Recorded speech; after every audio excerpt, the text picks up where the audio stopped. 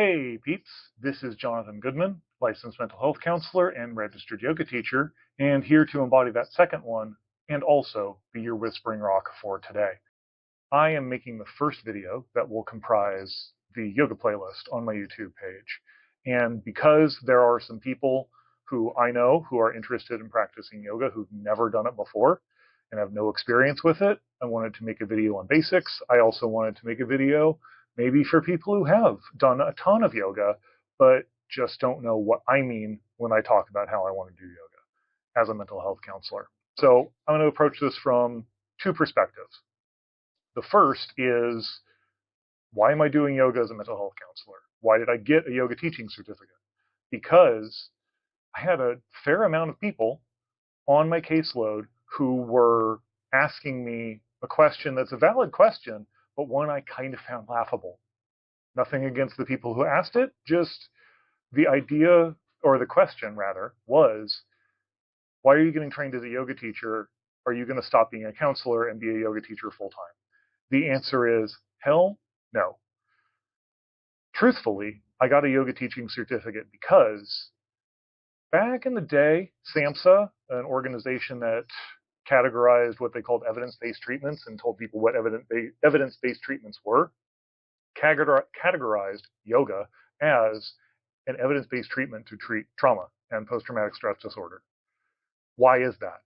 Well, as the author of this book would say, the body keeps the score. There will be a link in the description for this book and to Bessel and Kolk's work because he is a pioneer within this and a pioneer in trauma.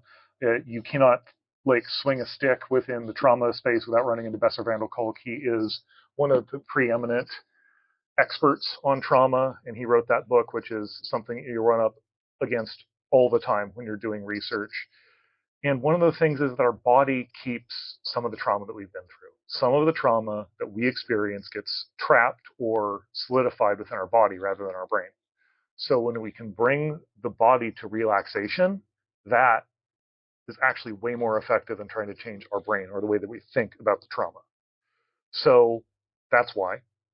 Number two is because how many times, especially for those of you who are my clients or who have done any DBT work or stuff like this, you do like the progressive muscle relaxation in DBT, and you feel yourself tense and get really tense, and then you relax and you feel, oh my God, so much more relaxed when you relax. That's really what yoga does. Physically, that's what yoga does in our body. The other reason I got a yoga teacher training certificate, and the reason I did this whole thing and kind of for 6 months, was a little more stressed out than I would be even normally as a counselor, is because I really like yoga and I want to teach it to people. Yoga was something I discovered as a self-care tool years and years and years ago. Running was my number one self-care tool for a long time. I think video games were my number one self-care tool even before then, but I'm right now investigating whether that's a healthy option for me or not. But running was my number one self-care tool. And about 10 years ago, 10 or 12 years ago, somewhere in there, I completely and utterly strained the calf muscle in my left leg, and I couldn't run anymore without really, really bad pain. I went to physical therapy and it got a lot better. But while I was recovering and couldn't run, yoga was my number one self-care tool. And one of the things that I loved when I was doing a ton of yoga was it's an exercise, yes, and it's also a meditation. The idea that you could have both in something blew my mind. So I did a lot of yoga. I had a lot of teachers in yoga tell me, John, you need to be a teacher at some point. It took 10 years or so for me to listen to them and decide that, yes, I was going to be a teacher, but here I am. So that's the why of why am I a yoga teacher as well as a mental health counselor. The other thing I wanted to talk about was the how. If I'm going to do yoga, John, I want to do yoga, but if I'm going to do yoga, how do I do it? What do I need? So I have out every possible tool that I could have for yoga. They aren't all the tools that exist in yoga, but this is all the tools that I've used and all what I would consider the basic tools. So this is going to be a 101 for how you can set up for a yoga practice. The first thing probably the thing that you might have already bought if you are just like, well, I wanted to start doing yoga, but this is yoga mat. This is not a typical yoga mat that you're going to find in a department store. This is my like, look at me, I'm hot shit, and I practice yoga mat. So I actually have two mats here, both of which are not cheap.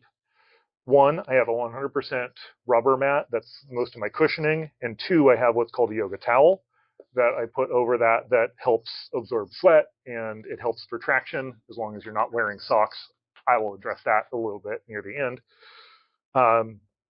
This is my yoga mat, and I don't recommend you go out and buy these two mats and that's the only thing that you use because, again, this is I advertise when I come into a yoga class that I'm hot shit, so here's my like awesome yoga setup. You can buy a $25 yoga mat in a department store and work just fine on it. I went away from those because my toenails have a tendency to destroy a typical store-bought yoga mat, and these mats have been mine for almost 11 years now. So they've stood the test of time, whereas a store-bought yoga mat, I would have it for like 3 months and then have to throw away because it was just gouged with my toenails on the foam. So a yoga mat is great. If you do not have a yoga mat or don't want to get one, if you've got a beach towel or something like that that you could double up, that can work. What I would recommend is not this. Do not use carpet. Do not use bare floor unless your carpet you know is super soft. I give thanks to my business partner, Amy Pruitt, owner of Surf, Sand, and Sage Counseling, for letting me use her office because it's much more suited to yoga than my current office. But we have the same carpet here. If I was to do yoga on this bare carpet with my knees, I would every single day end up with road rash on my knees and like potentially bleeding.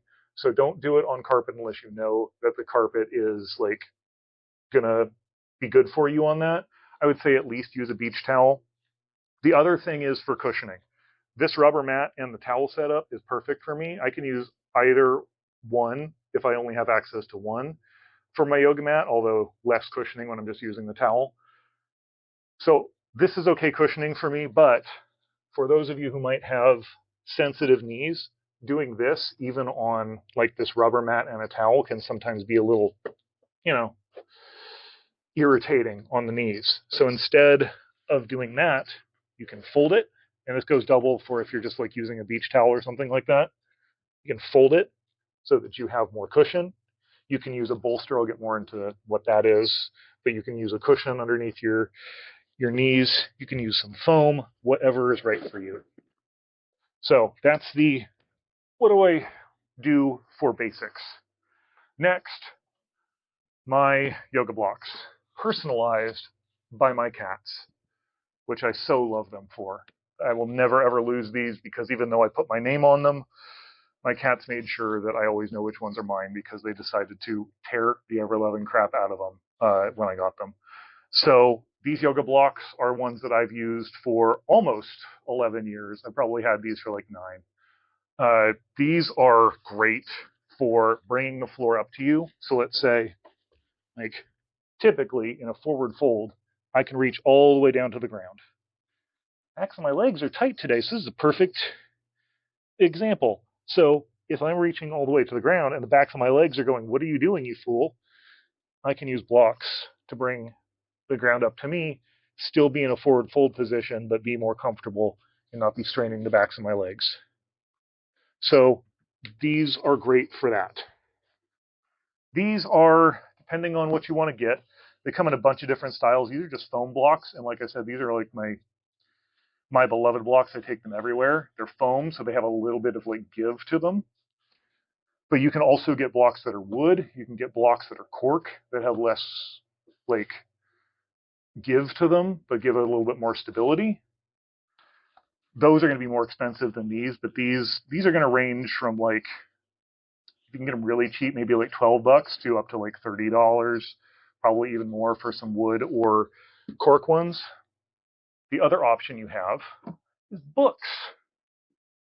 So if you have some sturdy, thick textbooks that you have left over from school or whatever it is, Those are great. This is a book I've been using to do all the class stuff that I've been doing as I've become a yoga teacher. This is a book that will probably be featured in DSMA at some point within the next year.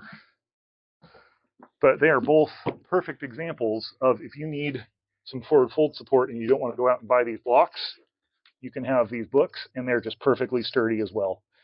My only caveat is use sturdy books. Here's a paperback. This one's sturdy enough, but like if you're going to have a book that's going to move on you, you don't want that. You want something that's stable, something that's strong for your base. As a basics, I would say towel. At the very least, have a towel because you might get sweaty.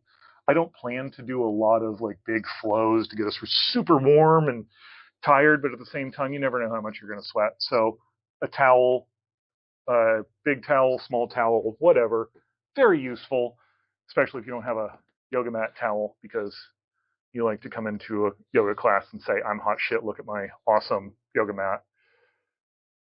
I would also suggest water. I didn't bring my water in here today, so I messed up. But I would also suggest you have water because even if we're not doing something that's going to get us super, super sweaty, just having water is a great idea. I am working on drinking more water myself, so drink more water. We all need it. Next, let's talk about the yoga strap. This is a strap that was gifted to me by one of my yoga teachers, probably the first teacher who wouldn't let up and said that I needed to be a teacher and just quit your whining and do it. And Nancy Von Pevernage, in whatever dimension you exist, finally did it.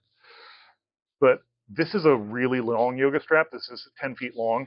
You can get even longer yoga straps, but typical yoga straps will be about 8 feet. They are really great for doing some stretching exercises that you could otherwise like not really do to their full effect with just your hands. They're really good for if you want to do some stretches but can't reach all the way to your foot. You can use a strap to kind of like give yourself some stability and reach for it. They are really great for just kind of like accessibility reasons for yoga. If you don't want to go out and buy a yoga strap, I've never actually bought a yoga strap, but I've seen them probably for about $30 or so, especially for the longer ones. If you don't want that, you can use a belt. Belts are typically not going to be super, super long. I don't know that I could do like this for myself with just a belt, but if you have a belt, that would work. You can use a shirt or a towel. That does about the same thing. They're just not going to be as long as a yoga strap is. So that's a way that you can do that. This is an eye pillow. While I'm on my like gifts I've received from other teachers, this is an eye pillow I've been using for a long time. I've washed it many times because it can get a little grody if I've not washed it for a while. But an eye pillow, really only something I use in Shavasana, either when I start a class or I end a class. So an eye pillow, as the tin states, can be something that is just over your eyes, making it so that you can kind of block out light more effectively. Especially, and I've been in this position, if you're in a class where the lights don't fully turn off and you're the one person stuck underneath a really bright light, oh, it's a godsend. One thing I would recommend here that I've been told by teachers who I trust is don't get an eye pillow that's super heavy. You can probably get eye pillows that are up to like 3 pounds or so. This one's a little heavier than is recommended, I will admit. But they typically say don't use an eye pillow that is more than, oh, where did it go? There it is. Don't use an eye pillow that weighs more than like a small blanket. And so, or a small blanket, a small towel. This can also be perfect for that. So if you don't want to buy an eye pillow or you don't have a yoga teacher who gifts you one, a small towel like this can be perfectly fine. A little light that kind of seeps in around my nose with this, but hey, good enough. The last thing that I'll talk about is this hefty thing. This is now my favorite yoga tool. This is a bolster. I love this thing. I did not get a bolster until I was in my yoga teacher training program, and now that I have one, I never give it up. I try to take it to every single yoga class that I have. If some eagle-eyed people will see that I keep it in my office. If you happen to be one of my clients, I keep this bolster in my office for clients who want to use it to kind of supplement my couch. I will say, anytime I sweat on it, it gets washed. So it's getting washed tonight. And in between clients, I sanitize it. So it smells both of laundry soap and hand sanitizer pretty strongly. So nevertheless, still my favorite yoga tool. Right now I use it most. I'm going to be doing a lot of Shavasana today, which is good. I maybe need some. I use it most for Shavasana. It's something that can give your shoulders a little bit of an opening, your chest a little bit of an opening during Shavasana if you're laying on your bolster. It's something that when I'm doing pigeon, literally my favorite yoga pose. When I'm doing pigeon on one side, let's say, it can be a really good support for that hip with the bent leg. I'm going to do my braggy yoga thing, but if I'm going into full pigeon, super good support to make my full pigeon something that's a little bit easier. It's literally my favorite yoga tool right now. This, I believe I got off of Amazon for about 40 bucks. Again, my favorite yoga thing. These mats were much more expensive than that, let's say. I love this thing more than my mats, honestly. It is great. It is my best yoga tool that I've had. If you don't want to spend $40, even for something that I am touting, like let's pretend you can't see the brand name here, by the way. I might blur that because I shouldn't put that on there. I should put all the brands on here, but whatever. Blurring it makes too much work for me. I'm not going to do that. Anyway, ignore any brands that you see here. I'm not endorsed by anybody. I'm not sponsored. Hashtag not sponsored by all of these things. If you do not want to buy a bolster, but you think you could still have the benefits of it, we've already talked about things that you could use as a replacement. It requires a little bit of construction. So let's take 2 blocks. These are kind of smaller blocks too, by the way. You can get like much thicker blocks and take a blanket, drape it over the blocks. You got yourself a fake bolster. And you can do exactly the same thing. It's a little more, because of these blocks, even with foam, it's a little more stiff. So it doesn't have the give that my bolster has. And yet, it's exactly the same thing. So, again, do what you want. Hell, I'm going to try this. This is going to be way more uncomfortable, so I maybe would not suggest this. But I'm going to try this. Put my money where my mouth is. I want to pretend I am a yoga person who has none of the tools, doesn't want to buy any of the tools. Let's see how this works. Take my books, drape my blanket over it, my towel over it. This is not bad. I was thinking I was going to get down here and it was going to be a horrible example of like, oh yeah, don't do that. No, actually, this isn't bad. This is actually, I think, better than the blocks. So do what you can. If your preferred investment into your yoga practice, if you want to try some of the things that I'm going to put up on my YouTube channel, is $0, aside from the super expensive, look at me, I'm hot shit yoga mats that I have, this is $0. So please, if you are interested in doing yoga with me, don't let equipment or the lack thereof stand in your way. You can do it. Yoga is about your practice and it's what you want. If I do a yoga pose that you're like, never in a million years, like that king pigeon, don't do it. That's the easiest answer I can give. Don't do things that you don't want to do. Because in a yoga practice, we want to stay in the practice. We want to stay in our bodies. And if you're doing something that's going to make you self-conscious or pull you out of the practice, that's not yoga. It's not mindful. It's not being here in the moment, experiencing those things. So I hope for those people who might have clicked into this video and are like, yes, I want to learn how to do yoga, I hope you're excited. I plan to put up my first yoga class that I'm going to use for demonstration purposes within the next week or so. If you are somebody who even you clicked into this video by accident, you just wanted to hear my voice and you're like, never in a million years, not doing yoga. Screw that. You can't make me, John. I'm not gonna. Yoga is a tool if you want to use it. And for some people, it may not be the right tool. So for those of you who are looking forward to it, please tune in the near future. I hope this playlist gets super long by the end and that this video is like years old and I have to remake it at some point because it's just completely out of date and I hate it. And If you never want to do yoga again, this is the only time you clicked into this video by accident and you're going to leave immediately. Yeah, so long. I hope you enjoy my other videos. Other than that, I'm going to say what I like to always say at this point. Please, everyone, stay safe and proceed mindfully. Namaste. I'm going to add